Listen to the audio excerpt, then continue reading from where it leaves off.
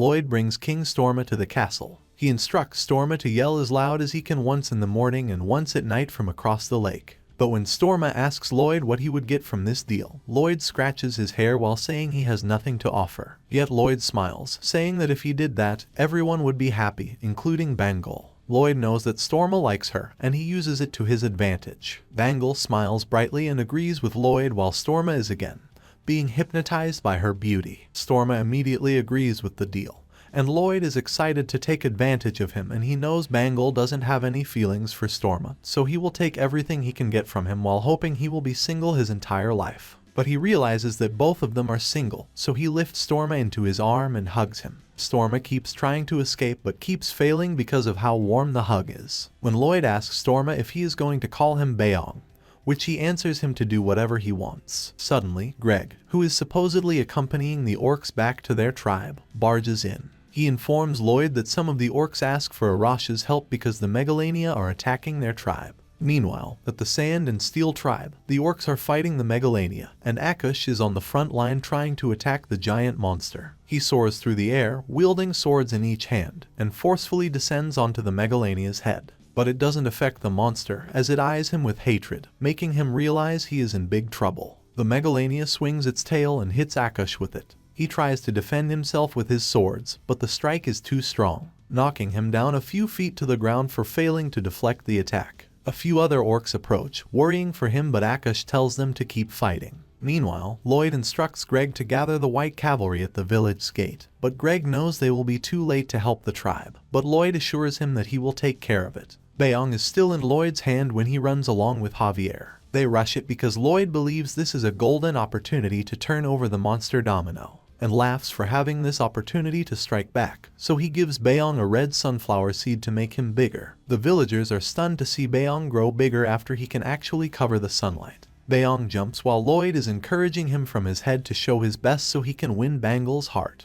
while Javier is left wondering what actually just happened. Being excited, Beong jumps higher, leaping over forests and hills in one leap. The white cavalry are terrified as they clutched on Beong's fur as the massive otter is leaping over the forest to the mountains. Meanwhile, the Megalania continues to attack the orcs tribe, as they fight back fiercely. As the orcs line up to attack the monster, right at that moment Beong jumps over them and lands right on the front line. Akush holds himself steady as the blast from Beong's landing is strong enough to blow a human with the wind alone. He has no idea what is happening. Meanwhile, Beong stood menacingly over the Megalania that looked like a bug compared to him. Then Lloyd stands tall on top of Beong's head and tells the Megalania that there would be no food for them even if they journey west, as they themselves would become the prey. The Megalania's attention is suddenly caught as Beong swiftly moves his hand towards his back. With Beong's swift grasp, they had no time to escape before he threw them into the air effortlessly. The Megalania flew in the air for miles before finally crashing into the woods with a loud bang. His work is done as the duration of the seed reaches its end and makes him shrink. As he turns around, he is surprised to see Bangul standing there, causing his cheeks to flush. Bangul is cheering him, making Beong's face even redder. Right after, Velarde approaches Lloyd, wondering what the cavalry could do because it seems like everything is under control. It turns out Lloyd needs them for something else, but before he can tell them what it is, Akush approaches him. He tells Lloyd they're not in a blood pact anymore, which confuses Lloyd. Akush takes a deep breath and poses. The other orcs are following to pose as Akush, pledging the loyalty of the Sand and Steel tribe to the Frontera barony. Lloyd is glad and grateful for their loyalty, so he offers them to execute his grand plan to revive the tribe. However, Akush, being unaware of the details, is left puzzled by Lloyd's cryptic words. Meanwhile, in the east side of the wilderness, a kingdom named Isfahan had burned down the reed field in the past, causing the monster domino. One of the tribes among those monsters that possess some intelligence witnessed the day when Lloyd threw away the Megalania. They began to spread rumors about the beast from the west that was so enormous and terrifying that it looked like the monster could devour everything on the planet. And a demon that controlled the beast looked like the epitome of hell itself. The beast and the demon that they were talking about are none other than Lloyd and Beong. Meanwhile, in Isfahan, there is a large and gorgeous palace. The Sultan listens to the report from one of his soldiers that the orc tribe has moved to Magentano Forest. Then he asks him about the reaction of the Magentano, which happened without any issues. When the Sultan is about to dismiss him, he informs the Sultan about another problem. The monsters that they are chased away by burning their field have returned and attacked their borders. The soldiers fought them with everything they had. but the monsters seem to be running away because they are scared. So the Sultan orders them to gather all soldiers and weapons to fight them off. The Sultan is left wondering if the Magentano is behind the monsters attacking them, but it seems impossible that they could chase away the full-scale monsters' attacks. Then he begins to think about the possibility of a demon living in the west. Meanwhile, in Frontera, Lloyd gives a paper to the loan sharks that had been haunting his family for a long time and tells them to sign it. It is a full payment receipt for his family debt, as well as a check for the total amount of debt and interest. The loan sharks couldn't believe what they saw, as Lloyd is pushing them to sign it then leave. After they signed it, they left in fear, and Arcos saw everything that was happening. He approaches Lloyd and asks him if he just paid their debt, to which Lloyd shows them the entire receipt, asking them if they should put it on the wall. Arcos immediately hugs him and cries, feeling grateful to Lloyd. He feels sorry for making Lloyd work so hard to pay off their debt. He felt like a useless parent to Lloyd. Hearing his father pouring his heart out like he doesn't deserve to be his parents, Lloyd asks him if he loves him. Without a doubt, his father loves him with all of his heart. Lloyd told his father that his love was enough for him to be his father, and because he has already paid off their debt, he gains a new title that allows him to get a low interest and many benefits in every investment he makes. As the sun reaches its highest position, Lloyd silently walks in the corridor to meet Javier, who informs him that the Orcs tribe has moved to the eastern mountain accompanied by the white cavalry without much trouble. Javier is confused about why Lloyd is not like his usual self, and as Lloyd walks away, he thoughts about his accomplishments. He bites his lower lip because he has nothing to worry about since the debt was paid. He just doesn't know why he is so calm about it. When Lloyd gets into his room, he looks over the window when the sun shines through it. He thought back about how Arcos cried as he told him his feelings. It reminds him about his own father and his world and how sorry he was because their life had been difficult from the start. The thought brought him to tears. He is feeling sorry for not being able to help his own father in his world when he could take care of all the problems in this realm. He grits his teeth before he screams to the pillow and cries. Meanwhile, Javier could hear he is crying from outside of the room when Lloyd cries louder. Javier decides to leave Lloyd be, giving him some space to pour out his feelings because he deserves it after all their troubles. A few days later, everyone in town are cheering when Lloyd walks past them. However, Lloyd doesn't know how to deal with all the cheering, so his face turns red, and he snaps at them to return to work. Javier tells him that he could brag all he wants because the people in town wouldn't be able to smile if it weren't for him. Lloyd replies that if he acts arrogant, then no one would pay him anymore. He chooses to ignore all of the cheering when suddenly Bayern runs towards him in panic. With a ragged breath, Bayern reports to him that a large number of people from the south were coming to Frontera. Lloyd wonders if they were soldiers. However, Bayern told him that they were all refugees. Lloyd was left stunned by this unexpected news. Where could they have come from? He thought that after all of their debt had settled, he has nothing to worry about.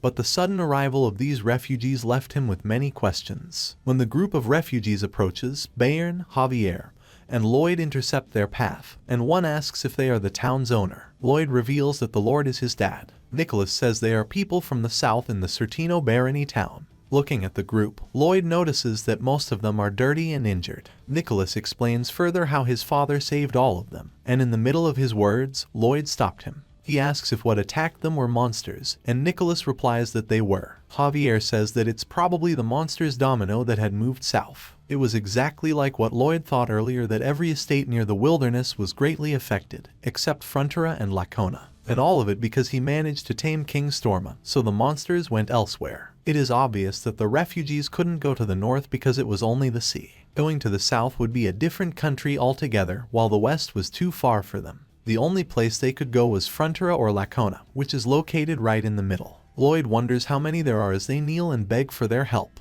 Javier thought the same, whether their estate could take them all in. Instead, Lloyd smiles madly and thinks about how great the situation is, making Javier wonder what he thought. He asks him what is going on, so Lloyd explains that this many people joining the barony could increase the tax revenue. That shocks Javier with how Lloyd can only think about money, but he ignores him and instructs Bayern to take care of the refugees. All of the refugees are grateful to Lloyd as he goes to tell his father about it, while Bayern tells Javier not to get angry at Lloyd. Bayern adds that even if he doesn't understand it now, he could just watch his move and eventually understand. Javier couldn't say anything to that because Bayern was right. In the castle, Arcos is surprised to learn that more refugees will come, and he's worried that the estate doesn't have the money to take care of all of them. Yet, he wants to take them in, but the livestock is depleting, which Lloyd argued. With a big smile, he claims that the estate has enough livestock to feed them all. It turns out that Lloyd was keeping all of the dead grasshoppers. So, he takes his parents to the storage where he stores them, and his father feels bad about feeding people locusts. Without skipping a beat, he was surprised to watch his wife eating the locusts without hesitation.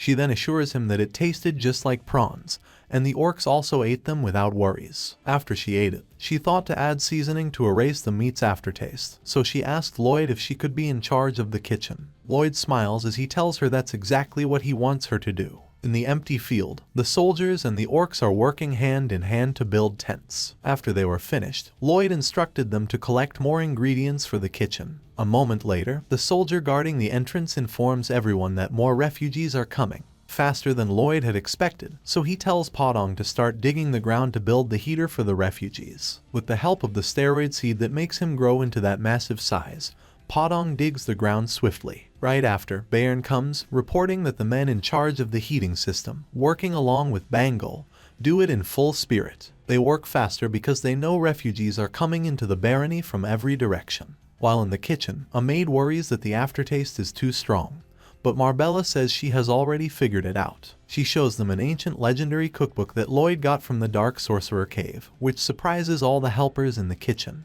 While on the estate, Lloyd watches the number of refugees in the tent, worried that the land isn't big enough. He scratched his head, trying to figure out an idea to make the refugees permanent residents of the estate, and a moment later, he heard a child's cries. He begs his mother to go home, but Lloyd knows they don't have a home anymore, which makes him sad. That brought him to his memories of when his family just moved into a new place and smiled brightly as they talked about their house. It was just a tiny apartment on the city's outskirts, but that was his home because his parents were there. And now, as he looks down on the crying boy and his mom, he promises to build a house for them. Then he stands up as Javier watches him from behind, smiling after witnessing his lord's kindness. Lloyd then tells him that they have a big project ahead. Javier wonders whether the estate has enough space to take them all in, but Lloyd assures him they have because he will build an apartment. He wants to build it because an apartment is a common building in Korea, and it only needs a small amount of land that could hold many living spaces. Building costs are lowered due to standardization,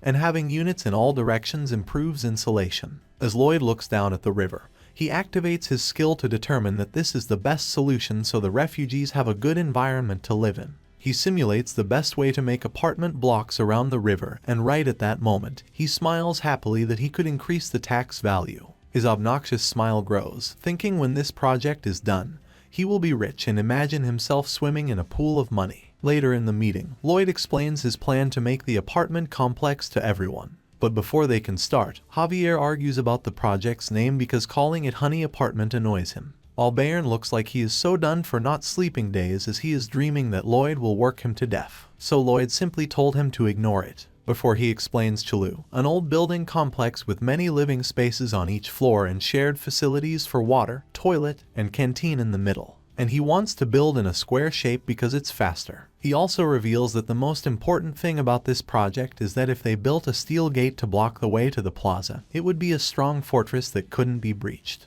Velarde claps upon hearing it, and everyone else is surprised that Lloyd has thought about it this far. Javier then expresses his concern about their estate's limited budget. Instead, that annoys Lloyd, so he flips at him and asks Javier if he accuses him of being narrow-minded because of money. However, when Arcos asks the same thing, Javier politely answers that they have the budget to execute the project and feed the refugees. Later that day, Lloyd and Javier ride their horses while Lloyd repeatedly teases him for being mad. But Javier simply ignores him, which in turn makes Lloyd wonder what's on his mind. So, he expresses how he worries about everything if he fails. He knows he is responsible for everything when things go south, and the only person he can share his worries with is his knight. Javier is stunned by what Lloyd has said, so Lloyd tries to bring the mood back up by acting obnoxious like he always does as he laughs it off. Javier punches him while wishing that he could actually make it happen instead of just imagining it. A moment later, they arrive at Lacona. Inside the castle, Lloyd notices Diego walking in the same corridor they go and greets him.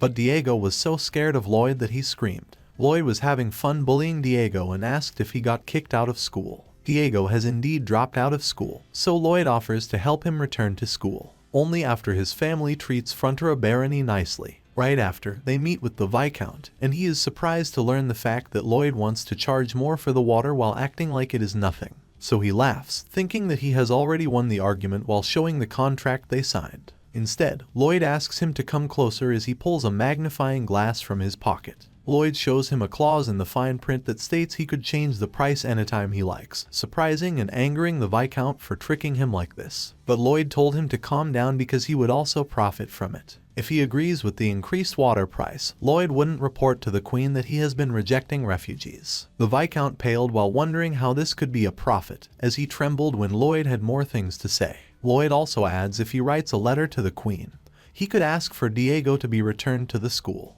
The Viscount is surprised but still angry at him. He knows he can't do anything about it, then asks how much he wants for the water. Lloyd explains that he is not trying to extort him for money, yet with only a glare.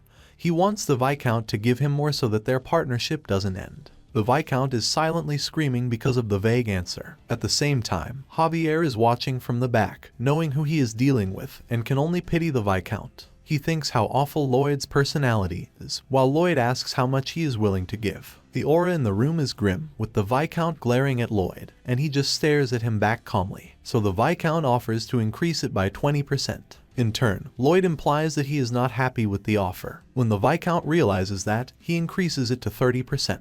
But it still fails to satisfy what Lloyd wants and worsens his expression. The Viscount is out of breath when he notices Javier is hinting with his fingers a number that might work. So the Viscount increases the offer again to 50%, but Lloyd still doesn't agree to it. The Viscount doesn't understand why until Javier shakes his head and whispers to raise the price by 5 times the initial amount. The Viscount is livid, screaming that it's basically robbery to ask for 5 times the original price, but Lloyd tries to de-escalate the situation, adding that 4 times is enough. The Viscount smiles brightly at the new number and signs the new contract right away. As they walk back to Frontier County, Lloyd is skipping happily, while the Viscount also feels the same with the new arrangement. Soon, it faded as the reality set in, as he realized that he got scammed again into agreeing to pay 4 times for mere water. Back on the road, Javier feels bad about becoming a blackmailer, but Lloyd jokingly tells him that he is one after he helped Lloyd. Then Javier states that from now on, he will just do his job as a knight that protects him and nothing else. Lloyd threatens that he won't sing a lullaby for him again.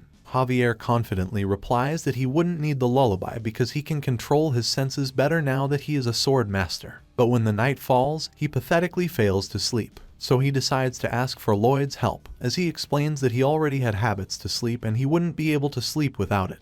Javier begs for help and admits he was wrong, so Lloyd happily recites the textbook of the retaining wall and the science behind it. Javier fell asleep in an instant. A moment later, Lloyd got up from his chair and immediately began his work. He quickly spreads papers across the table as he activates his skill to simulate the buildings. Because he doesn't have enough knowledge to build apartments, the building behind him collapses. He still fails to calculate a stable construction, and he needs to use another skill to help him. He smirks, knowing his skill to keep trying is at its highest level, so he can't fail. The next day, Lloyd instructs Bayern to send a message to Count Cremo to request doctors, stonemasons, and carpenters, adding to buy as much grain and meat as they could from the west so the Cremo could have cement. At night, Lloyd keeps trying to stimulate the apartment building and digging the ground with his workers during the day. He tells Bayern to take all the refugees in because his plan will work out. When night came again, he continued to fail to build it and wondered if he should reduce the floor level. Suddenly, his nose bleeds and falls on top of his paper, but he is still determined to continue his work because he doesn't want to reduce the structure. The next day, Bayern reports that their budget isn't sufficient for their project, so Lloyd instructs him to scale down or send the refugees to other places. Lloyd wants to assure him that everything will work out when suddenly he loses his balance and falls. But suddenly, he falls with a loud thud as everyone rushes to help him, but he is already out cold. Meanwhile, a dozen soldiers are lining up at the royal palace in magenta while pointing their arrows to the field.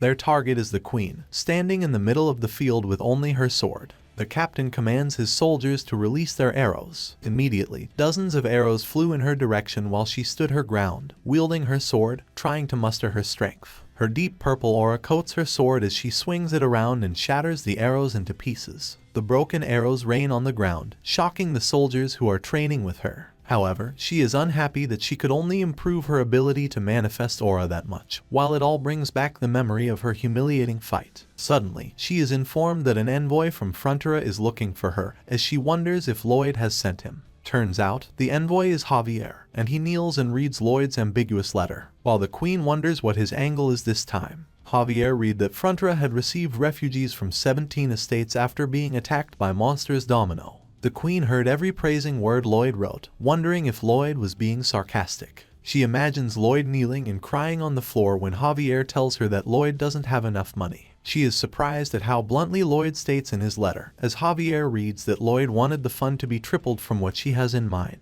The queen is shocked and thoughts that Lloyd is crazy, to which Javier adds that he is not. It's like Lloyd is talking directly with the queen through the letter. She is annoyed and keeps imagining Lloyd telling her that he wants to build a residential building for the refugees to stay and make a living.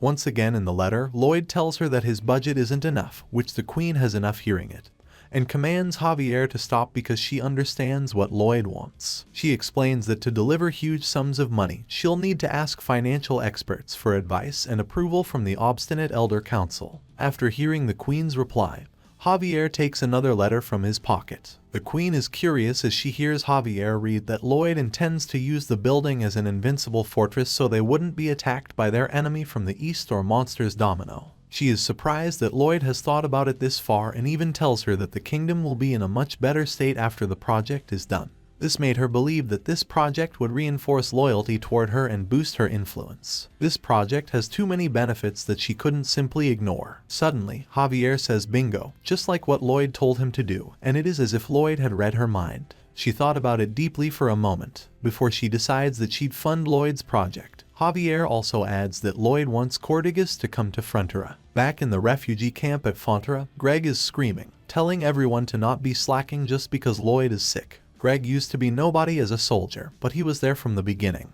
He saw Lloyd beat their traitor, and he was one of the soldiers that the Dark Sorcerer kidnapped. Greg was there every step of the way. He gives the family more blankets, and when he steps out of the tent, he sees Emily walk past him. Then he scolds her for not taking a break, keeps working, and tries to take the blankets she brought, but she doesn't give in. They both laugh as Greg chases her around, while the orc that helped Emily back when the monsters attacked feeling sad watching that unfolding. He remembered that his friends mocked him for liking Emily. That upsets him, so he drops his flowers and walks away as Emily notices him from his back. Suddenly, Lloyd wakes up from his sleep, and it turns out he was dreaming all of it. Bayern is right by his side, and Lloyd is so pale that it worries him that much. Lloyd dreads the day when they have to pay the soldiers' salaries, making him feel worse. Lloyd is coughing in his room, thinking he'd have all his money after this, while Bayern tries to assure him they don't have to pay now. But Lloyd doesn't want to delay it. In the corridor, Javier walks toward Lloyd's room to report, while Lloyd gets paler because he doesn't want to postpone the salary, knowing what it feels like to not get his salary paid in time. He would rather die than delay it, speaking like he is in his dying bed as he passes out. Bayern panics, as he screams, asking for doctors while Javier enters the room. He says that Lloyd passed out, so Javier pulls out the checks from the queen and tells Lloyd that they got the money. Suddenly, Lloyd wakes up bright and shiny as Bayern watches it in horror. His sickness is gone because he got the funds from the kingdom, and as he stands in his bed having a mad grin, he instructs them to start working again. A few days pass by, and Bayern announces that their building is almost done, so they have to keep their spirit up. The progress goes fast, as they manage to build a retaining wall around the perimeter of the complex building. As they wait for their lord, Lloyd simulates the plan he had worked on summoning the building with his skill on a true scale on the site plan. He tests it against a landslide and typhoon, though all the buildings survive all the simulations of disasters. Lloyd is glad his structures are working, so he moves to the next simulation. He raises his hands to the sky and simulates a meteor falling, heading straight to the complex. The meteor blows up half the continent while Lloyd is laughing hysterically at how fun it looks. Notices Javier watches from behind. Lloyd asks him what is wrong, so they bicker because Lloyd always twists Javier's words. Javier then informs him that Cortigas and another 30 dwarf artisans have just arrived at Frontera, so Lloyd immediately greets him. Lloyd needs them because he needs concrete to build a sturdy apartment and the dwarves to build a concrete mixer truck. Cortigas expresses how rude Lloyd is for not offering anything and instead tells him to work immediately. Lloyd explains that he doesn't neglect his manners, adding that the best way to welcome them is with a blueprint they have never seen before. Cortigas snatches the blueprints from Lloyd's hand and starts to work. Lloyd and Javier also start working immediately. Together they use Mana Blast to blow up the ground. The ground starts breaking as the combined Mana Blast seeps into the ground. The dwarf's built concrete mixer is being moved by Podong, who enthusiastically runs on top of the barrel of the machine while churning the concrete mix at the other end. Meanwhile, the orcs are bending the rebar, taking it as a practice to bulk up their muscle. Lloyd then explains to Bayern how to fill the cement block so it turns out nice and sturdy, while Bayern takes detailed notes on everything he said. As the building gets taller, Lloyd uses Bayong as a crane to deliver the materials, and Bangul's presence to encourages him.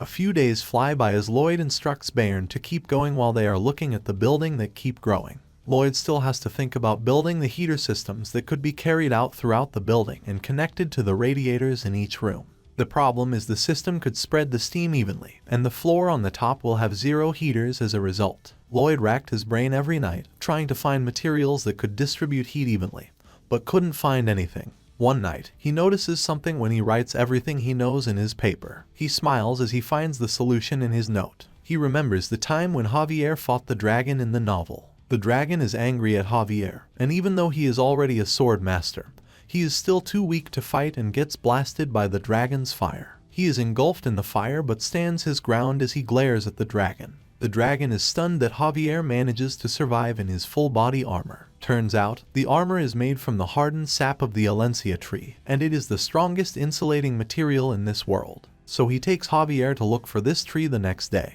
In the middle of their trip, Javier wonders how far they have to go to find the materials, so Lloyd explains that it was from the Alencia tree in the Everglow forest, where the elves live. Javier instantly argues that elves despise humans and they cannot be negotiated with. But Lloyd knows the story from the novel, how Javier won them over, so he guilt-tripped him. That makes Javier have no choice but to follow his lord as he wonders how Lloyd is going to persuade them. Though Lloyd never intended to persuade them, he smiles wickedly while proudly saying he intends to steal it from the elves. Javier is extremely annoyed to the point that he wants to kill Lloyd. As they get closer to the Everglow forest, Javier holds his sword tightly as they walk between the beautiful patch of flowers that bloomed in the middle of winter. Lloyd warns Javier that the elves are all connected to the woods, so they have to be careful and move silently. But Javier is allergic to the flowers and immediately sneezes when he sniffs their fragrance. Lloyd is annoyed by the fact that Javier has to act cool when he sneezes, but Javier counters him by saying that he is just handsome, so everything he does looks cool. Lloyd gets annoyed even more by his answer, so they start to argue about nonsensical things. Javier laughs at him because he knows Lloyd couldn't compete with him in appearance,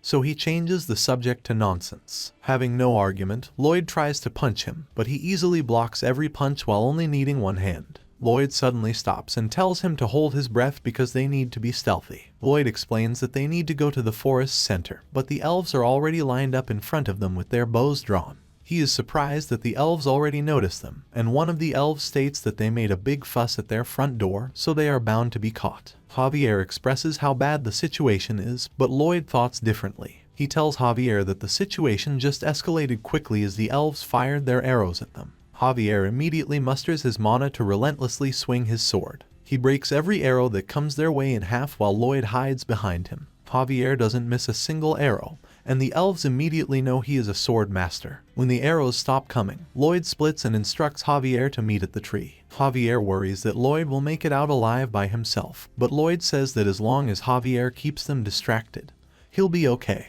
One of the elves is screaming and instructs the other to ignore Lloyd, the ugly grasshopper. Lloyd feels a sense of sadness upon learning that the elves consider him less attractive than Javier, leading them to chase Javier into the forest. Javier notices how fast the elves move through the forest, as one of them is already right above him. She lightly taps on the leaves to jump higher into the sky. He doesn't know much about elves, but Lloyd was right when he told him that they love their plants and have special footwork techniques. Lloyd explains to not attack the elves directly but to take advantage of their love for their plants. Javier immediately knows when she pointed her arrows at him. He stops running as he suddenly hides behind the 3 near his steps. That upset her, so she moves a bit, then doesn't hesitate to shoot him. Javier dodges it by leaning backward, but more arrows are coming his way, and he skillfully dodges every single one of them. Javier dashes, trying to run and lose them, but the arrows keep coming from 2 sides, which makes it harder for him to dodge. As he keeps frantically running for his life, he realizes the elves are leading him somewhere with their attack. So he ignites his sword with his aura sword and prepares to counterattack. Meanwhile, Lloyd finally arrives at the Alencia tree and slowly reaches for his shovel. Lloyd activates his Energizer kill so he won't get tired for 20 minutes as he drives his mana through his shovel and starts to dig the ground.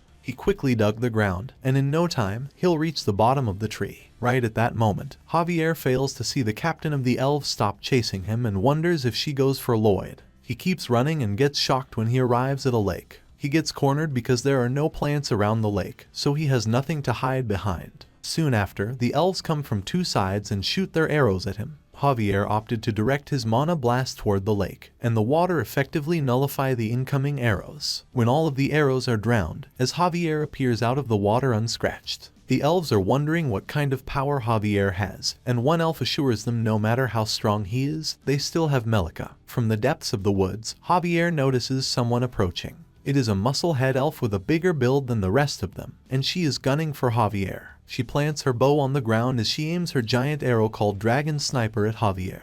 Javier has no choice but to defend himself, and when the bow quickly shot with immense power at him, it split the lake. He is not strong enough to stall and barely manages to hold the arrow, which pushes him backward. Despite being pulled across the lake, he maintains a firm grip on his sword. Placing his foot above the water's surface, he takes an impeccable defense position. Employing his full strength, he pushes against the arrow until he successfully repels it. He is amazed that she could fight his mana sword with just her sheer strength, and he doesn't know what to do because if he kills one of them, they'll hunt him for revenge. Some elves are bringing another dragon sniper, and Javier faces another rain of arrows when he looks up. Yet, he still worries that some of the elves who went after Lloyd as he tries to think of a way to fight without killing them. He has a bigger problem to worry though, as Melika is already pointed her arrow at him. He wields his sword again and cuts every little arrow that rains on him. In the middle of all of it, Melika releases her arrow. With all of his power, Javier uses his mana sword to strike off the surrounding arrow with his power. Javier refuses to give up as the massive arrow heading his way as Melika already fires another one. Waving his aura sword around, he twists it to manipulate the arrow's momentum. It works, and Javier manages to work it out. Using that arrow, he tries to block the second one with it, and the arrows clash, generating a massive explosion. While at the 3, Lloyd is able to cut the root of the tree and steal the sap that he needs from the underground. But the elf captain's squad also enter the tunnel he created while aiming their bow at him. They are mad by the fact that Lloyd dares to steal the only thing they hold sacred. Lloyd excuses himself, explaining that there are a lot of people depending on him. The elves threaten to kill him, but Lloyd is unfazed and dares them to kill him instead. As he turns, he threatens back that if they shot him, he'd burn the mandragora that is begging for help. The elves immediately put their weapon down, and Lloyd tells them to stand back if they don't want the plant to get hurt. They start cursing at him for being so cruel to a plant, and Lloyd shrugs it off like nothing. One of them pushes, insulting his appearance, which got Lloyd's attention. So, he points his torch at the plant even closer and tells the elves to keep moving backward. Lloyd is so pissed at them. With his dead stare, he keeps moving the torch closer as he asks the elves to move. But they hit a dead end, and the captain tries to de-escalate the situation and offers to negotiate. However, Lloyd didn't want to hear any of it, and he began to open his mouth. The mandragora is freaking out and so disgusted by how Lloyd is drooling, trying to eat it, while Lloyd tells the elves to climb out of the tunnel. When they manage to get out, Lloyd keeps holding the mandragora as he waits for Javier's arrival. He is so terrified that Javier won't come because it will be the end for him. All of a sudden, the elves start to lose their strength because of hunger while the leader, Muira, tries to keep their spirit up. But then, her stomach starts to growl as well, and in the end, they all fall to the ground, failing to muster any strength. Lloyd is confused and wonders what has happened to them as he remembers how empty they looked when he first saw them. Then he realizes there is no wildlife in the forest, and the monster Domino has moved to the end of the mountain, leaving the forest abandoned. He knows the elves wouldn't eat the plants, so they only eat meat to survive. He then wonders how long they've been starving like that. Meanwhile, Javier still stands his ground and manages to defend himself, but the elves are starting to look paler and lose their strength. He wonders why they lost their strength this fast, but it is also his best chance to catch up to Lloyd. He lowers himself and is ready to run. Conjuring his mana heart, he bolts right at the army blocking his way. On the other hand, Melika still stands strong as she pulls another arrow and shoots right at him.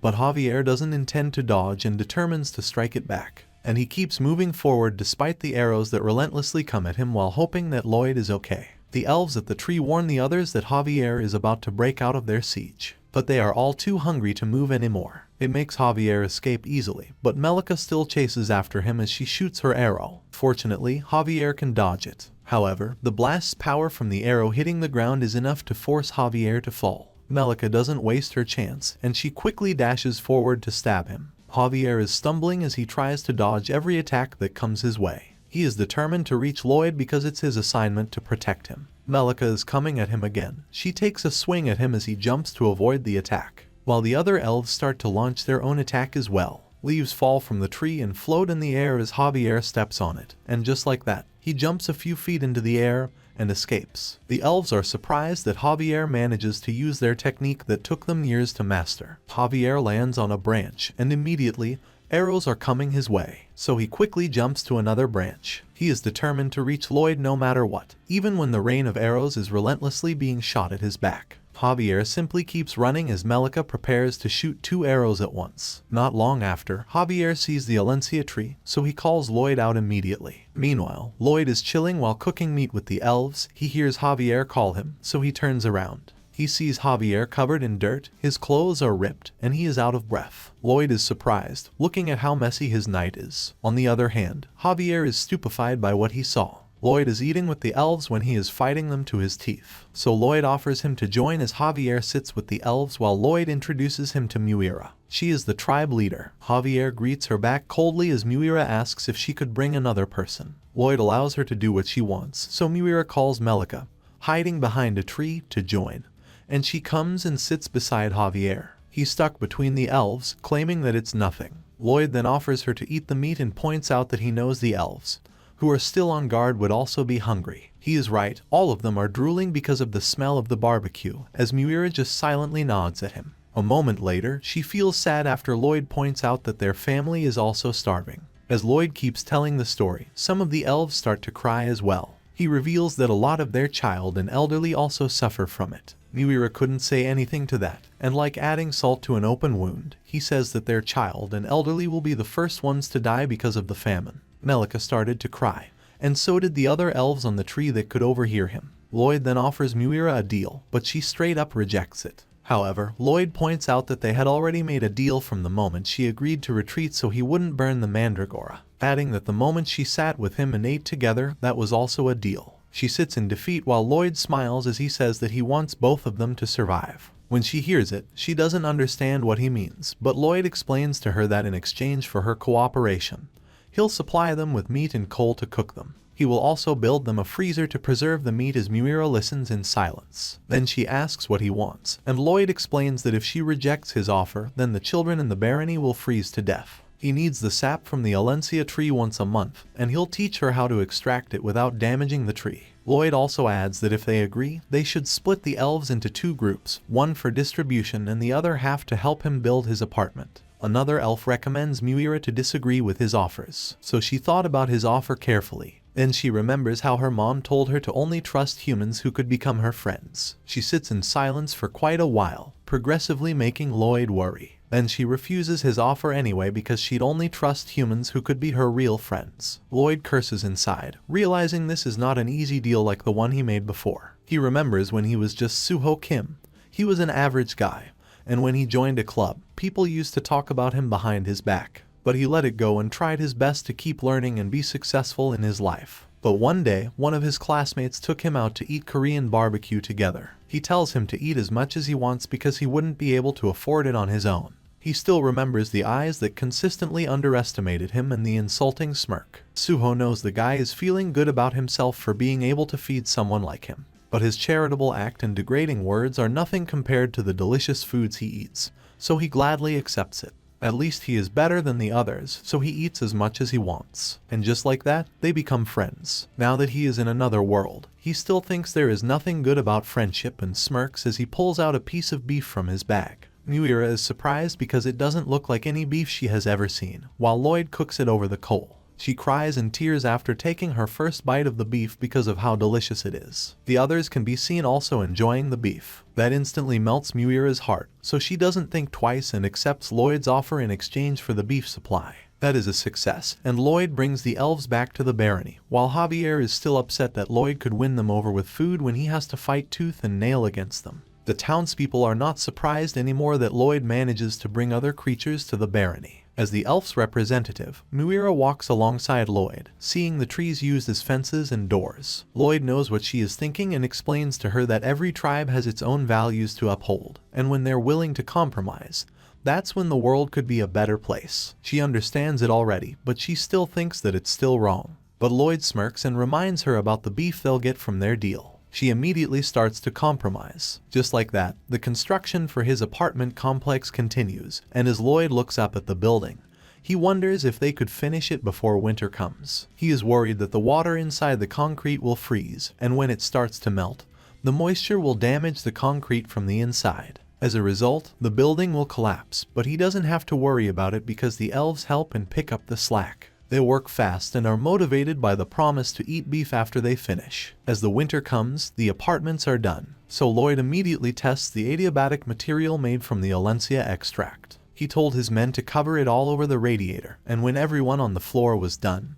he ordered them to turn on the boiler in the basement. When the machine started, the steam quickly went up the pipe, and the room is heated perfectly, which means his project is successful. As Lloyd steps out of the apartment building with Javier, he announces to everyone to move in. Javier tries to tell him what his priority should be, but Lloyd just brushes him and walks away. Javier is annoyed as he sees Lloyd ignore him and orders Bayern to prioritize moving in families with small children and the elderly. Lloyd continues to say that if any refugees can't move in now, they'll have to be placed into the Ondals. Javier is surprised that Lloyd had thought it through while all Lloyd could think about was his tax revenue.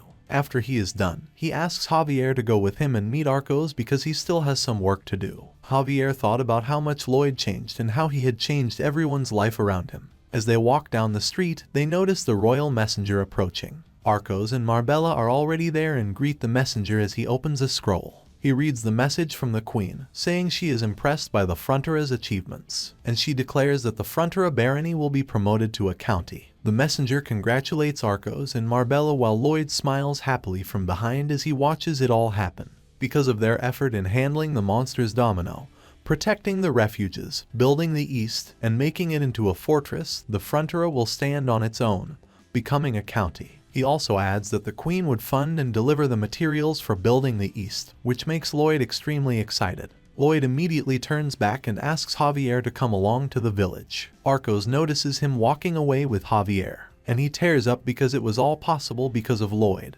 and he is proud to have him as a son. When nighttime falls, Lloyd, along with Bayern and villagers, circle the Queen's statue that they decorated and sang praise to. Lloyd is the one who put them up to it to be watched by the messenger, so when he returns and tells the Queen, she'll be embarrassed and mad. Meanwhile, Viscount Lacona is rushing toward Frontera because after he was called by Arcos, he quickly kneels in front of Arcos and greets him, but Arcos humbles himself and tells him to not be so formal. But the Viscount keeps kneeling to hide the fact that he is jealous that Arcos has become a count. He used to make fun of Arcos in gathering parties, and he intends to use Arcos' kindness to his own advantage. Arcos asks him for help in building the eastern region. He wants engineers, but he knows that if he asks too many, the Viscount probably won't be able to handle it. So he only asks him to send as much as he can.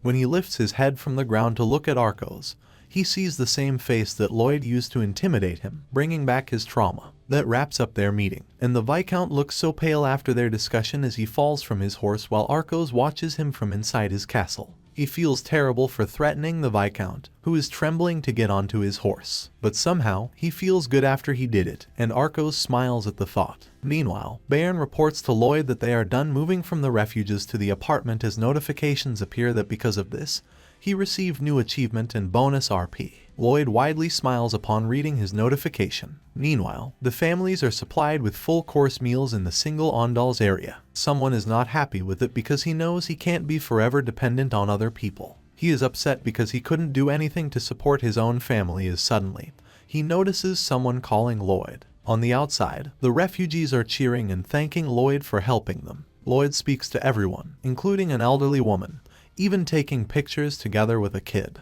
He smiles and waves his hand to everyone while Javier suddenly notices that Lloyd is up to something. He knows Lloyd wants something in return, while suddenly a table is set in the field. A huge stack of papers is being put on it while Lloyd sits and asks everyone to start paying their debt. It turns out Javier's hunch is right. The people are confused because they don't understand what he means by contract labor, but Lloyd doesn't explain it any further. With an ugly face, he tells them that there's nothing free in this world. Meanwhile, Javier is getting headaches because he can't differentiate whether what Lloyd did is right or wrong when someone approaches Lloyd. He is the same man from earlier, and he asks if he'd get a job if he signed it, to which Lloyd confirms, explaining that right after he signed it and received his first payment, he wouldn't receive another supply from the county. He decides to accept it anyway, and Lloyd tells him that the job would be hard because the county is a capitalistic area. Suddenly, a woman approaches and asks if she could work. Lloyd tells her that he doesn't discriminate against anyone willing to work. Immediately, everyone starts to line up because they want a chance to work as well. Lloyd then explains to them that they'll work on making terraced farmland to support their food supply and the chance to own land.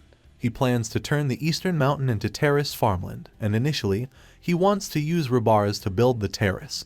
But Bangul is currently sick. Apparently, she worked too hard on the apartment project, and it made Beong mad before he kicks Lloyd in the face, so he decides to summon another animal as he is accompanied by Podong and Hamay.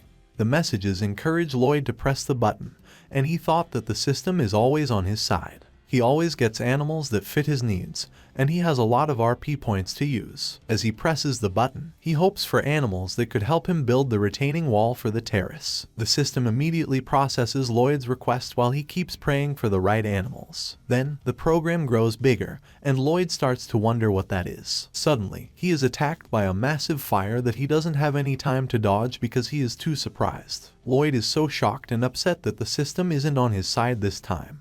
The system argued that it is never on anyone's side, but Lloyd knows it always gave him the animals that he needs. But the system laughs, and Lloyd wonders what has happened. It purposely gives him what he wants all the time to make him lose greatly at some point because life is never easy. Lloyd is mad because of it. Then, the message informs him to go for another round again. So he presses the start button again, and an explosion happens instead of summoning animals that should have appeared. Lloyd starts to punch the message notification, but it encourages him to press the button again. But he takes prevention and lowers himself to the ground along with Podong and Hamang. However, the explosion that he is expecting never comes, and when he looks behind, he sees a giant serpent monster appears. Lloyd immediately runs away with Podong and Hamang. He goes to Javier's room to wake him up because the monster is after him. Javier manages to kill the monster, and when everything is done, Lloyd joins Podong and Hamang on the ground while all of them panting heavily. He is mad at the message board for screwing with him, and then another notification informs him that he could choose a creature skill that suited him. Lloyd is surprised by it, and suddenly, a list of skills appears in front of him. He is shocked that the skills are all useless, but he notices something in the corner about a spider web skill. Lloyd begins to think that this might be the best option because it would be the perfect substitute for Rebar. Another start button appeared in front of him, and Lloyd hit it in full confidence that he'd get the summon creature with spider webs. The summon program appears again and immediately starts to glow brightly. When the night turns into morning, Javier wakes up with a feeling that he just had a weird dream. While the workers that start their day notice something in the sky, they are stunned to see a giant bird fly above them. His shadow is able to block the sunlight, and his feathers are falling from the sky. Lloyd is on top of that bird as he is so excited about his new summon animals and takes it to fly around the county. The workers are cheering for him, so he stands up and pose all high and mighty. He is enjoying praises that are directed at him and thought to himself that he hit the jackpot for getting a parrot bill. The bird's name is Goming, and it dropped spiderwebs from his backpack. Last night, he tries to break the webs with mana, but it is too sturdy. After feeling enough of hearing the praises, he directed Goming to a land and started to make the mesh for the terrace. But Goming signs, and what Lloyd is worried about happens. The bird goes to the opposite direction and lands inside a forest. His abrupt halt makes Lloyd lose his balance and fall to the snow. He yells at Goming, but he just calmly perches on a tree and lays back. From early on, Lloyd knows that Goming is a lazy animal, and when he suddenly makes a stop because he's too lazy, it just makes him angry because he doesn't know how to make it want to work. Last night, after Lloyd had just summoned Goming, he asked what his spider web skill looks like,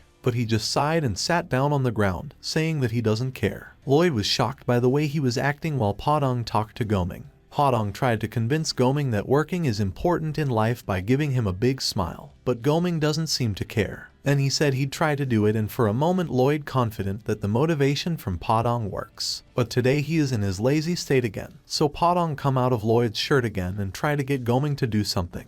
Goming pointed out he doesn't see why he should work hard if Lloyd will take care of him. Lloyd was both shocked and angry when he heard it. Podong scolds him for being lazy, and Goming throws the stick he was chewing to stop him from talking.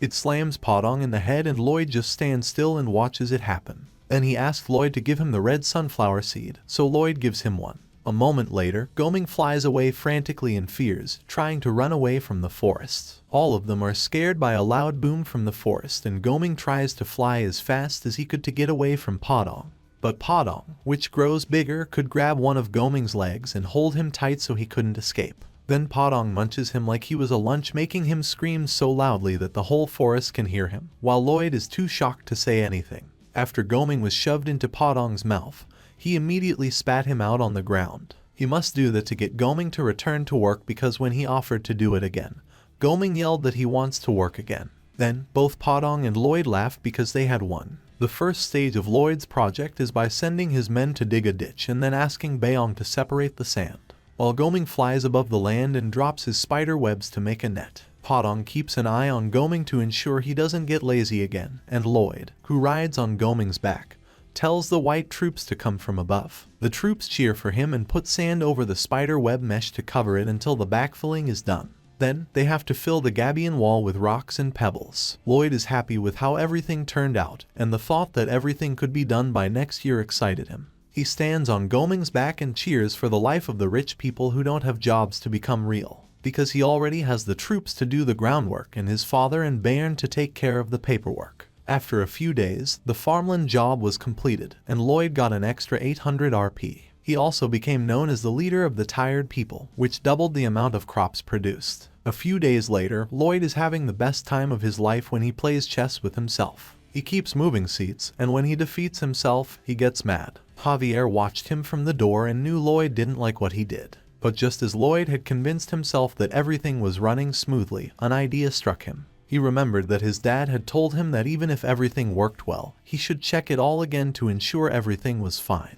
He got up and told Javier he'd sleep late tonight because he had to recheck everything. When it got dark, he opened the closing spoiler window to make sure his future would be okay, since nothing in this world was free. He pushes the yes button to know what would happen next. He walked into a dark, empty room that slowly became one he knew. He must have been in his room when he saw Javier using a wild magic circle. His body is covered in green light, and he sends all his power to Lloyd, who is dying on his bed. He couldn't believe how sad and helpless Javier looked. Lloyd's heart gets all of Javier's power, but it doesn't do much to keep him from dying. Lloyd was surprised by how his life turned out and didn't understand why he got so sick. His future self tells Javier to stop what he's doing and burn everything up. He wonders what should be burned, while Javier finally gives up and holds Lloyd's hand. When he is about to tell Javier that he isn't the real Lloyd, Javier tells him that no matter who he is, he'll always be the hero who saved the barony and a lot of people. Lloyd from the future didn't say anything, and his breathing slowed until he took his last breath and died.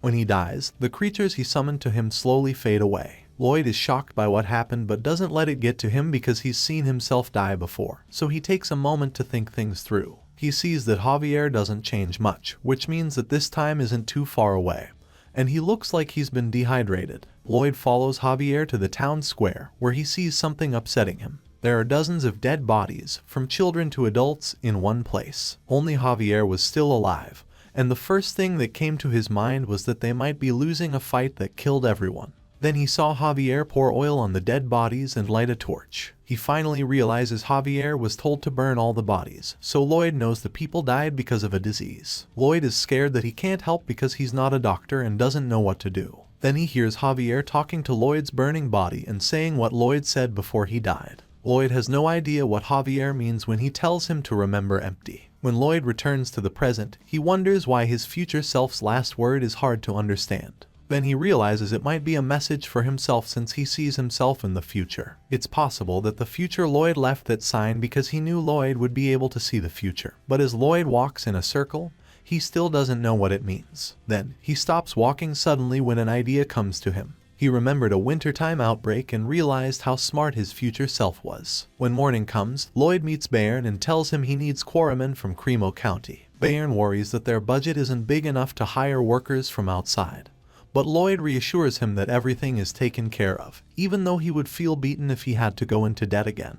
But he won't worry too much because his getting out of debt title will get him more benefits than usual. He tells Bayern that his project is as big as the apartment project because it will stretch to the county. He then elaborates on his project to Bayern, noting the differences between it and his previous work. This time, he must combat the cholera epidemic.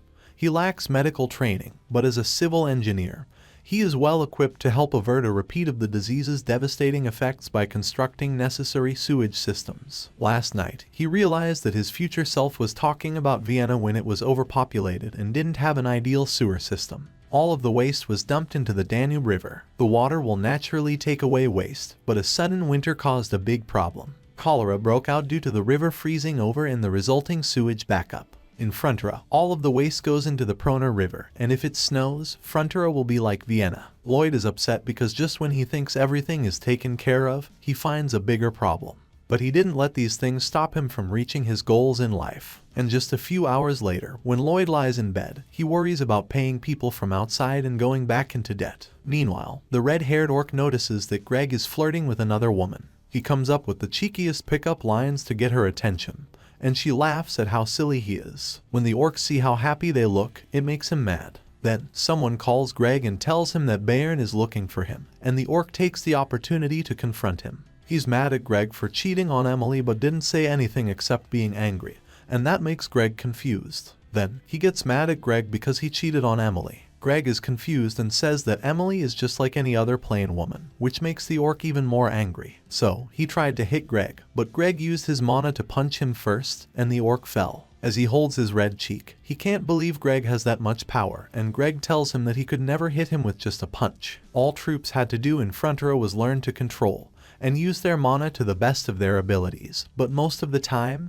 they only used it to build things. After wiping his face, the orc stands up, and his power pours into the air. Greg, who didn't want to lose, is also willing to use his power if he has to. They stood right next to each other as their anger and hate for each other grew. Then they start running toward each other, but Bayern suddenly shows up next to Greg, and scold Greg because he didn't come when he was called. Greg could only say sorry and follow Bayern as he told him what to do. Greg looked back at the orc while Bayern was talking. He told the orc quietly that this fight wasn't over yet. Then, they both went to do their jobs. Greg asks Bayern in the stable at the castle why they should go to Cremo. Bayern tells him that Lloyd has a plan to save their lives. Greg was still trying to understand why they had to go to Cremo to do it. Lloyd, who's currently stressed out on his chair, gets a message saying because he has many titles, it gives him various effects. It got Lloyd's attention, and the message told him everything he had done so far would help him. Greg gets all the workers together and walks toward the house. Lloyd doesn't know what kind of help they could be, and the alert tells him that the effects have been turned on. He hears shouting from outside, so he goes to the window to find out what's happening. He is surprised that all of his workers have come to the house to ask for work. They cheered his name, and Lloyd couldn't say anything. He is moved by what they did and yells at them to stop. The crowd instantly fell silent, and then Lloyd told them he didn't believe in people who help others for free. They don't understand what Lloyd meant, so he tells them he never planned to hire them for free. Lloyd tells them they will sign a new deal, and the crowd cheers again. He turns away from the window and quietly wipes away his tears. In the meantime, a bird sent a letter to the Sultan in Isfahan. This is a message from the team of spies in the west. Those claim that a monster in the western village could tear the sky in two, drain an ocean, and destroy mountains. Then there's a demon that scared away the whole monster domino. The people who worked in the town could kill an orc with one punch, and the clerks moved as fast as lightning. The report shocked the king. The story says their military power is off the charts if even soldiers like the White Cavalry were doing hard labor. The king is curious about what kind of place that is. Diego was yelling at two guys who were fighting in the Lacona. He tells those men to keep fighting despite being hurt and tired. He used their family to make them feel bad about giving up, so they had no choice but to do what he said. So, they punched each other in the face without looking at each other. Diego is sitting in his chair and laughing when, out of nowhere, Lloyd also starts laughing. Lloyd doesn't think much of Diego's behavior when he jumps away as soon as he sees him. When they heard Diego's terrified screams, the two men stopped fighting. Lloyd says that what Diego does looks fun, so he wants to try it too. Diego thinks that Lloyd intends to fight him, but Lloyd calls him stupid for even thinking that since he wants Diego to fight Javier. When Lloyd tells Diego to fight Javier, this makes him stand still. Javier sighed and said he would happily do it if Lloyd told him to. He pulls out his sword and puts his powers into it. Diego is scared, so when Lloyd tells him to get a sword, too, he bows to him and asks to be spared. Lloyd casually says that he understood he had asked too much, so he tells Javier to put his sword away and asks Diego to fight him instead. Diego is shocked by his request. Lloyd doesn't think twice about punching Diego in the face, and it doesn't take long before Diego is covered in bruises. Then, when Lloyd is happy, he writes what Diego did to his guards on his school appeal letter. When Diego asks him not to do this, Lloyd tells him that, since his father is a count, he has a higher pedigree than Diego. In the end, Lloyd still sends the letter with the help of Goming and Padong. He then sees the soldiers Diego bullied to beat up each other. He tells them to stop looking sad and go to Frontier to work. As Lloyd walks away with Javier, they both look happy. Meanwhile, the Viscount just woke up from a bad dream. He is upset that he had another dream about Lloyd right before someone knocked on his door. When the person on the other side of the door kept pressing on talking to him, he grabbed a whip from his desk and opened the door, where he saw Lloyd's scary face. The Viscount immediately passed out, and Lloyd asked Javier if his face was too terrifying, to which Javier agreed. When the Viscount wakes up, Lloyd takes him to the roof and tells him that he will need the land over the mountain that stretches over the Lacona area. Lloyd wants to tear it down to build an underground facility, which surprises the Viscount and want to reject it. But Lloyd's quick expression change scared him after he told him he didn't need his permission to do it. Lloyd wants to build the sewers out of granite because it lasts longer, so he tells his workers to build a straight road from the quarry to their estate as soon as possible. But not long after they started working, they came across the Lacona estate and destroyed it immediately because Lloyd told them not to turn. At last, the Lacona estate is destroyed, and the Viscount can only watch in horror, even though Lloyd has promised to build him a new house as compensation. Melika was watching over the Viscount and Diego in a tent until their new house was ready. When she asked if they needed anything, they squirmed with fear. Meanwhile, Lloyd, observing his project, tells Bayern to move the rocks down the Appian tunnel, and he doesn't have to worry about destroying the forest because he has Bayong, who can pull all the trees out of the ground. The orcs then cut them down and took them away. Bayard, who managed to tame the mastodons, is a bonus, which they used to move heavy things. While that was going on, the elves kept working on the apartment. And now that everything is taken care of, Lloyd only needs to think about what to do with the dirty sludge from the sewage system. He knew he couldn't tell his men to dig it out because the deadly fumes would kill them. The only way to get rid of it was to burn it, but he couldn't find a way to do it. He was worried about finding the right slave to come every day to the sewers and burn the trash when a thought came to him that made him smile. The next day, Lloyd and Javier went to the dwarf instead of them getting sap from the Alencia tree to use in crafting an armor. Lloyd happily answered yes when Corgidus asked if they wanted to hunt dragons. When Corgidus asks who will hunt it down, he points to Javier as the person who will do it. Javier doesn't say anything, but he's confused and angry that Lloyd won't tell him anything. The next day, the dragon in the eastern mountain has trouble carving his gemstones, so he throws them away every time he breaks them. He cried because he couldn't make them into beautiful jewelry. The dragon wants to get married but can't make any of his gems look nice with his hands. He could only destroy them and knew no female dragons would be attracted to him. But he didn't want to give up, so he took another stone. He starts cutting it with his finger, but it breaks apart immediately. Back then, he could steal from people or force dwarfs to help him make it. When the Dragon King married a human, he made it a rule for the others not to raid or force another species to make it for them and to find a means to create it themselves. He curses the king for making such rules and prays that he will die when Lloyd appears out of nowhere and says he understands his feelings. Lloyd tells him that those elderly are full of lies and that the dragon is angry that he and Javier got in without setting off any of his traps. He tells Salidas, the dragon, that they turned it off, but Javier is the one who takes care of all the traps. Salidas, however, is uninterested in reason and instead begins to pelt them with fire while berating them for his misfortune. Lloyd and Javier are both protected by the armor, and when Javier asks what they'll do next, Lloyd says that he has already told him. They had to hide behind a rock because the fire was getting bigger, and when Lloyd didn't tell Javier the actual plan, Javier told Lloyd that he would trust every decision he made. So Lloyd tells him to fight and catch the dragon. He then pushes Javier out of the rock, even though the fire still aims at them. When Salidas stops, he is surprised to see Javier, and his armor are still in one piece. He yells at Javier and plans to kill him by crushing him. Lloyd just stood behind him and cheered him on. Javier chose to ignore Lloyd and use his mana to light his sword. Suddenly, Salidas' hand came up, ready to squash him like a bug. However, Javier manages to jump back. But Salidas is determined and continues trying to kill him with his bare hands. And he just got angry because Javier could dodge his hand more than once. This fight proves to Javier that he moves faster than he thought, which could help him fight Salidas. Lloyd knows his plan will work because he reads the book and sees Javier killed the dragon. Salidas tried over and over again to crush Javier, but Javier moved so quickly that Salidas couldn't keep up. Then, Javier gets back at Salidas by attacking him from above, but Salidas quickly uses his tail to block the attack. Javier is about to get hit when suddenly, a magical step appears to help him escape it. He uses it to jump to the other side. Salidas is amazed by his move and how well he can do it. Because of the magical steps, Javier can move faster, and Lloyd admires him for being able to do that after only one fight with the elves. Salidas is confused because he can't keep up with him, and he's scared when he looks up and sees Javier ready to hit him. The mana circles around Javier's core got brighter, and the two began moving together. Then, just before it explodes in a huge flash, Javier directs it into his weapons. It's Javier's full power mana blast, and he's aiming it right at Salidas. Even though it didn't hurt his skin much, one shot to his chest was enough to make him cry. Javier falls to the ground and challenges Salidas to fight again.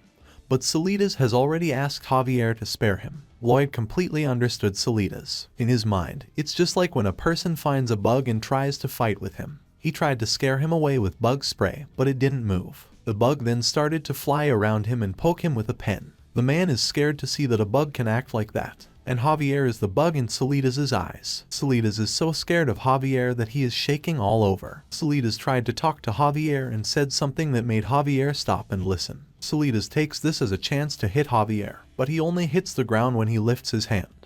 Javier suddenly appeared behind him and hit him with his mana blast. Salidas screams in pain, but Javier keeps approaching him from all directions. Lloyd can watch the fight without having to do anything and guess what Salidas will do next. Lloyd knows Salidas wants to escape because he releases black smoke into the cave that blocks Javier's view. He hides and changes himself in the smoke. Just like the man who couldn't kill the bug, the next step would be to leave the room. Salidas, who had become a person with bright red hair, ran out of the smoke and hid behind Javier on a rock. He doesn't know that Javier saw him, and when he tries to teleport, he gets electrified and gives away his hiding place. As he hits the ground, he realizes how stupid it is to forget that he had set up a trap to stop teleportation. He then sees someone coming toward him. Lloyd says he is the son of County Frontera when he introduces himself. Salidas tries to act stupid by saying he is not a dragon. He grins at Salidas' horrible act as Javier slowly moves toward him with his sword. Then he swung his sword and used his mana to hit Salidas from behind aggressively. It proves he is Salidas since he was kneeling and yelling at them for hurting him so much. If Salidas is a human, he'll die already because that attack is too powerful for humans to handle. But Lloyd says he only wants to make a deal with him. Salidas starts to complain, and Lloyd calmly tells him that Javier attacked him out of reflexes. He believes Lloyd's lies and wants to hear what he has to say, while Lloyd smiles widely because he successfully tricked him.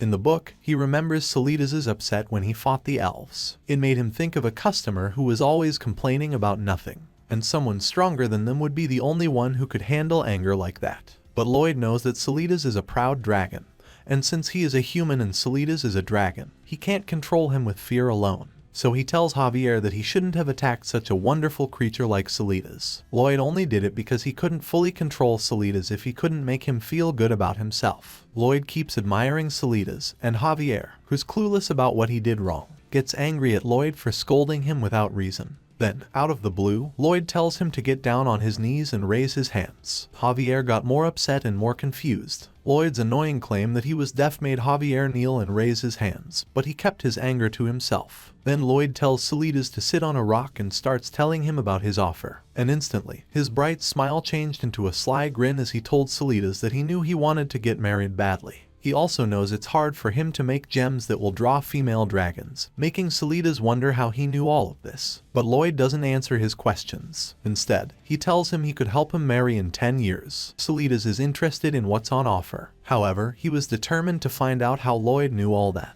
But Lloyd kept confusing him with romantic ideas about what he could do with his future wife. Salidas can picture everything, so when Lloyd gives him a contract, he signs it immediately without even reading it. After he signed it, Lloyd took the paper right away. Then he tells Salidas that the rule for dragons is that if he breaks a deal with a human, the Dragon King's breath would be used to kill him. That moment makes Salidas understand that he has made a terrible choice by making a deal with Lloyd. When they arrive at Frontera, the farmers see Lloyd bring someone else instead of a dragon. They didn't know that the guy with the red hair was an actual dragon. Lloyd is thrilled because he has convinced a real dragon to sign a deal to keep burning waste in the sewer system. Lloyd brings Isekai'd, who keeps sending smoke into the air, to see Isekai'd. Isekai'd is angry with Lloyd because he thinks Lloyd is trying to trick him when he's introduced to a dwarf. So, Lloyd tells him that Isekai'd knows how to make jewelry by hand, and that's a part of their deal. In return, he must keep burning the waste daily in the sewer. Isekai'd is upset that he has to clean up human waste because he is a dragon. As if he could read his mind, Lloyd told him that even if his job is too easy for a dragon like him, he can learn the skills he needs to make jewels, and it's more advantageous for him. He evilly smiled as he told Isekai'd that he'd never marry if he had to put his pride on a pedestal, and refuse his contract. Isekai'd agrees with Lloyd and arrogantly calls Isekai'd a dwarf. But he bows to Isekai'd right away and asks him to teach him. Isekai'd thinks about how good it is to have a dragon as a student. Isekai'd tells him that even if dragons are the strongest creatures in the world, Isekai'd would still be the best craftsman. Isekai'd asks Lloyd for help, but Lloyd watches him while silently applauding Isekai'd for quickly adapting to the situation, so it shouldn't be a problem. Isekai'd agrees to it even though Isekai'd says he wouldn't be easy on him. Suddenly, Isekai'd yells at Isekai'd to get his stuff right away. Isekai'd is surprised that he had to do the groundwork, so Isekai'd scolds him. Isekai'd runs and takes his stuff immediately, and Lloyd is happy he can make a good deal for everyone. Because Isekai'd will get the best teacher in craftsmanship, and Isekai'd will enjoy having a dragon as his student. After Isekai'd got his gems, they got to work. It doesn't take long for Isekai'd to yell again at Isekai'd and hit his hand because he's using too much force. Lloyd remembers when he had to sign contracts even though he knew they were bad deals. He used to believe that people like him didn't have many options. As he watches Isekai'd keep scolding Isekai'd because he keeps making the same mistake, he thinks that contracts like that are the same as murder. From his point of view, a deal should be good for everyone. He sees Isekai'd break the stones repeatedly, but all he does is throw them away. Lloyd, being Lloyd, took the jewels and kept them. He considers it as a bonus for him. Ultimately, he gets a box full of strangely shaped jewels, and a message tells him that he has improved things. Isekai'd would always lose to Javier in a fight, and he did. In the story, he got hurt before dying in his dent. Lloyd just found out about it, and then he got a message that said Arcos was happy because Lloyd had paid off his bill, and could now do things he hadn't done before. Arcos makes a small figure of Lloyd and his brother Julian, who graduated from school as the best students. Lloyd is proud of what he did and asks for money in return. The message board tells him to go get the money on his own, but he really needed to improve his skill since the area he could cover from his current skill is only 729,000 square meter, and his project was for the whole county. Standing on a hill, he raises his level to get a broader estimate range. Lloyd kept raising his level until it changed into a more advanced design with a more than 3 million radius. He is happy with how things turned out and suddenly gets something called construction guidelines. After that, Lloyd is skeptical when the message urges him to give it a try, like a salesman trying to convince him to buy a product. However, Lloyd does what he was told and opens one of his projects. When Lloyd uses the rules skill, his design is projected to reality. Behind him, he is shocked to see his project turn into a life-sized hologram. The message told him that his workers could see the hologram and use it for their work. Lloyd immediately knew how much this skill would help him and wanted to try it out right away. At night, he meets Javier in the field, draws a circle on the ground, and tells Javier to dig inside the circle. Javier wants to know why he should do it, but Lloyd just tells him to do it first. As Javier dug, the image showed how deep the ground was. Then, Lloyd told him to dig outside of the line. The green hologram suddenly turns red, and Lloyd's terrible face shows up to scold him. It makes Javier sick seeing his annoying face and makes Lloyd mad. But that doesn't stop Javier from insulting him. Because the workers could see his terrible face, they'll be motivated to do their work correctly. Javier suddenly asks him whether he'll lie again about gaining this skill as a secret talent or from a dark sorcerer who handed him magic tools. Lloyd knows he can't keep lying to him, so he asks Javier which one's more believable. Javier told him that the second story was more likely to work and that Lloyd should wear a chain resembling a magic amulet. He turns around and walks away after saying he'll also believe that story. Lloyd tells Javier that he will answer any questions he has, even if he can't tell him all of it. Javier replies that the most important thing is that Lloyd saves everyone in the county. Javier looks Lloyd in the eyes and tells him that's the only thing that matters. Lloyd is surprised by what he said. He thanks Javier for trusting him and says that he will keep doing what he did best. The following day, Bayern tells all workers to repeat their motto as he leads them to start building the sewer system. The workers shout that safety should come first, and Bayern threatens to kill them if they get hurt. Lloyd is wondering why they are getting crazier by the minute. Still, Javier doesn't say anything because their boss is even crazier, and utterly oblivious to the fact. Lloyd plans to build small sewers all over the county, all of which would be connected to the main pipe.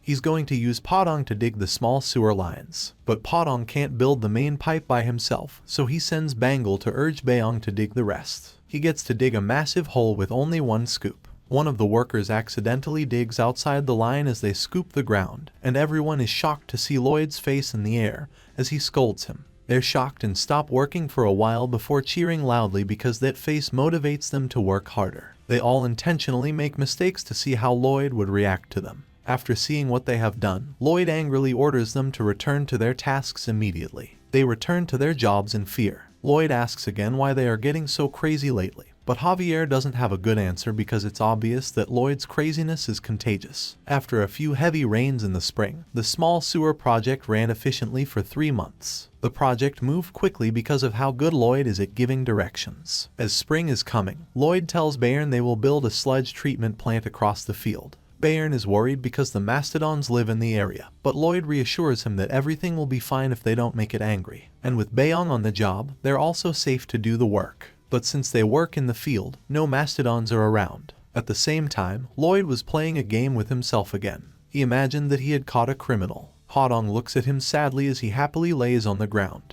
Then Podong tells him that he has found something strange. They dig a hole, and inside it, there are dead and buried mastodons. Lloyd goes to look because he is interested. When he sees a mastodon, he is surprised and chooses to take a closer look. After he moves closer to the hole and sees the dead mastodon, he knows they're killed. He doesn't know who did it or why. Then Bayong tells Lloyd that he smells something, so Lloyd tells his workers to dig it up again. Lloyd is shocked by what he sees as they slowly dig deeper and broader. Inside, dozens of dead mastodons have been carefully buried. He tries to think of something similar in the book, but all he can think of is the Namarin event where Javier figured out how to use Mana Blast. The mastodons then began releasing a gruesome form of magic into the atmosphere, which Lloyd recognized as the corpse explosion magic. He tells everyone to stay away, and the dead mastodons blow up soon after. At the same time, everyone ran faster to get away from where the mastodons were buried, and they made it just in time to avoid the huge explosion. But Lloyd knows the fire will finally catch up to them, so he decides to stop it. He stopped and turned around, ready to protect his staff. Lloyd doesn't think twice about using his magic blast to stop the explosion, but Bayong jumps in front of him and blocks the flames. Lloyd is afraid that Bayong might hurt himself. Salidas is busy carving on a piece of wood and can feel the magic from where he is sitting. He knows immediately that the explosion was caused by necromancy magic and wonders if he has to help Lloyd. But he sees that Javier is heading toward the field. So, he returns to work on his sculpture because Javier could help Lloyd alone. Bayong passes out when they return to the field, and Lloyd worries about him. When the workers suddenly notice something, one of them tells Lloyd right away. The dead mastodons came back to life with glowing purple eyes and went after him.